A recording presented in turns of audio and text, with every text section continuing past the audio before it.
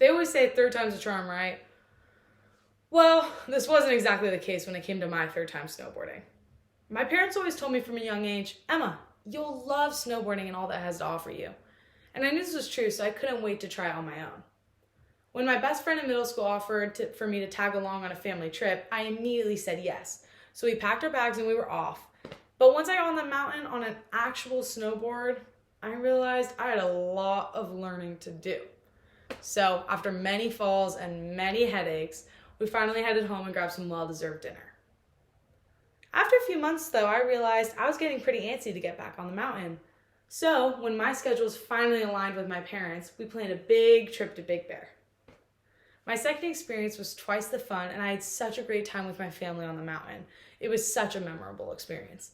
So after another long day with many falls and many headaches, we headed back to the cabin for some well-deserved hot cocoa and blankets. After these 2 times snowboarding, I realized I was starting to build up some confidence as a snowboarder. So when my best friend in high school offered to take me on a family trip to Mammoth, I immediately said yes. So once again, we packed our bags and we were off. When I got there though, I realized things weren't going according to plan. I could barely get up the mountain, let alone down it. I mean, these were some of the hardest runs I've done.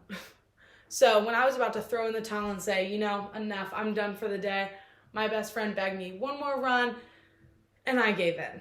So next thing I know, I'm standing in line waiting patiently for my turn on the chairlift. One thing led to another, and I started to feel my balance slip. Next thing I know, I'm hanging on a chairlift as it's lifting 15 feet into the air. Next thing the employees know, there's a girl in a neon pink snow jacket screaming for help as a crowd of onlookers film her and say, "Dad, get a load of this." So when I finally gained the confidence to drop, my greatest fear is heights, by the way, if anyone was wondering, I dropped into a net that was almost as bright red as my face. So snowboarding in total has offered me a lot of experiences, but I never would have guessed it would have held my most embarrassing moment. I mean, in my defense, who would think their most embarrassing moment involves a chairlift?